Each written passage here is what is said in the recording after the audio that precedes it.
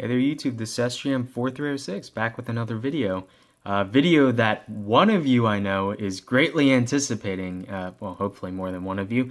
Anyway, I mentioned this in my past video and I just realized it looks like this screwdriver is levitating above the Gameboys, but it's not, it's an optical illusion, it's here. Anyway, yeah, so I shown you guys my copy of Final Fantasy IV, and I mentioned that I have a counterfeit copy. So let's see. Okay, take your bets. Which one is the legitimate copy? Which one is the counterfeit copy? So okay, have your votes down below. Even though you can watch this and then cheat. Anyway, doesn't matter. So we're gonna go through which one is real, which one is fake. They both actually work identically. The system obviously can't tell a difference. And so there's a couple kind of giveaways. You can probably already see it right now. The color of the plastic's different. So the original copy, I mean, this is kind of, old, I guess. It's been well played, so it's kind of yellowed a little bit. But you can see that the gray case is a little bit duller. It's like a lighter shade of gray, not 50 shades, lighter shade of gray than the counterfeit cart.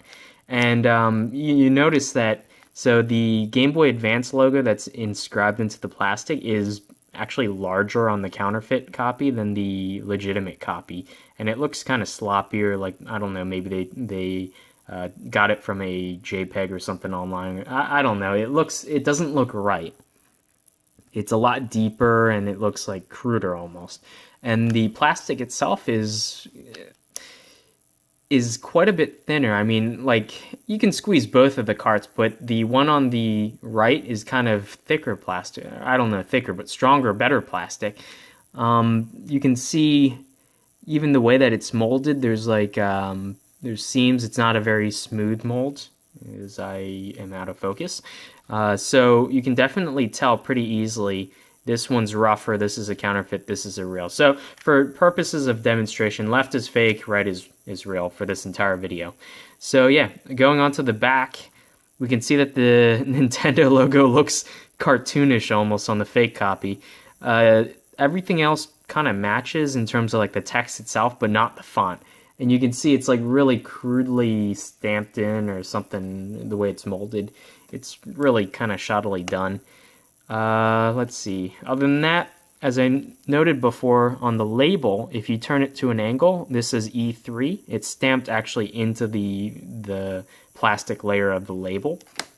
Here, there's no such thing. So I've seen other counterfeit Final Fantasy IV carts, and some of them are really bad. This one actually attempts to copy all the label placements and the ESRB rating and the Nintendo seal. So in terms of that, it's pretty spot on, but you can see like the text differences. Like, for instance, the Nintendo logo is quite a bit thicker and kind of blurrier almost. It looks like they took a picture of the original card and kind of blew it up or something, and all the text looks different too. It's thicker and not as crisp as the original.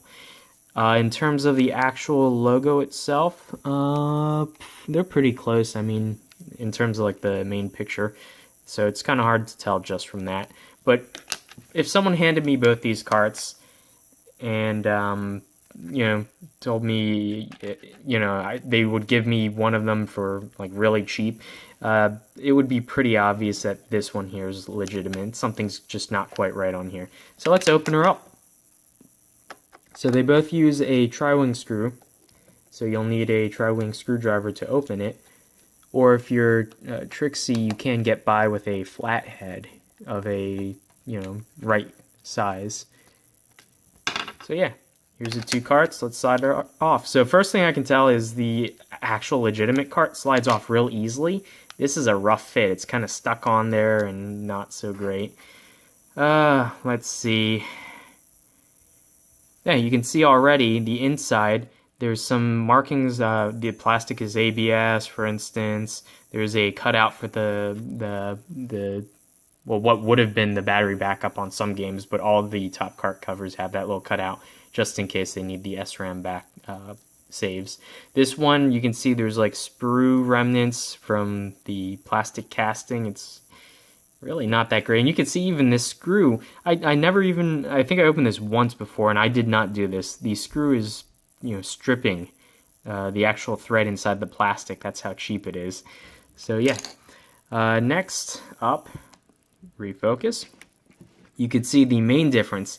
The original game does not have any battery backup. I believe this probably either uses flash or EEPROM, so this requires no save battery. And the counterfeit copy requires a save battery because they're using a cheaper SRAM chip. And you can see there's a epoxy coated chip on board there, and that's where I'm guessing. Let's see, that chip right there at the top. I should probably be pointing with this is the SRAM chip underneath. This is a battery for it, and then this little chip is probably like a memory controller, and the game is actually stored on here. And you can see that there's a label that says ROM, so I'm guessing they use the same exact board for multiple games. They just reprogrammed this chip with a different save file, or a game file. What would be interesting to see is this looks like it's just a standard E2 PROM. We can get a little bit closer. Yeah, so you can see 90 nanosecond write times. It's, I don't know the exact size of it. It's a 29LV 640 DTMC-90G. And as I said, this is the speed rating of the memory chip. So I could actually probably, if this isn't a write once chip, if it's like a flash chip or an E2 PROM, I could actually probably overwrite this game with my own game. I could make like a little one-game flash card if I wanted to, which would be pretty interesting. And there are these little links here, solder links, and I'm guessing because different games require, different links for these to actually be soldered because of the memory addressing mode or something or another like that. So it's interesting how they went with this approach, kind of generalized so that any game can be burnt onto this, one physical cart. And so that's how they can keep pumping these out. The only thing they need to change then is the game stored in the memory and the label. Of which this label is actually centered. Okay, yeah, it's a little bit too high. So they did not do that great of a job of putting the labels. Though I've seen ones that are really bad where it's like not even on the center and crooked and sideways and whatnot. So yeah, I've seen some that were upside down even. And so yeah, the original game, very nice quality FR4, and the only two chips are the save file chip and the chip that actually contains the game itself. And you can even see everything's labeled really nicely. So one way you can check also without even opening the cart is if you tilt the game. Let's see. If you tilt it up, you should be able to see this bottom text on the circuit board. And so a lot of counterfeit games don't actually have, the thing that says Nintendo and AGB Y1102, whatever, the digit code. This one actually did try to attempt it, but you can obviously, that's not even like the Nintendo logo, like a legitimate one. That's like some guy used Photoshop to make a really crappy looking logo. Anyway, that's kind of funny that they even tried. Like, you can obviously tell, even the FR4 material, as he says as he drops it, is completely different. It's a lot rougher and cheaper looking, even though they're about the same thickness, but you can see that like the composition of the material, the silk screening is a lot nicer on the legitimate cart as opposed to this where there's something sticky here. Yeah, there's something. What the heck is that? It's like flux that, like someone hand soldered something, and which is probably exactly what they did, and left some flux on it. That's great.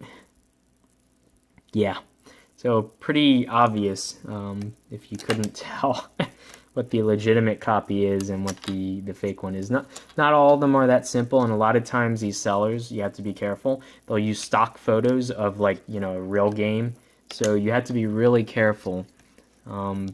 But luckily, if you use PayPal, and eBay even protects you a little bit, if you do buy a counterfeit copy, you can easily dispute it and get your money back. And oftentimes the seller will run away with their tail between their legs and just let you keep the counterfeit copy as a sort of apology or whatever. So that's why I got to keep this copy even though it was fake. I think I ended up getting both these for about the same price anyway. This was a little cheaper. I think this was like $8 and this was $10. And I got this, a year after I got the fake copy. I played a little bit of this game just to see if the save still worked, because I know a lot of the counterfeits have trouble. Like, they'll save temporarily, but it easily corrupts or something.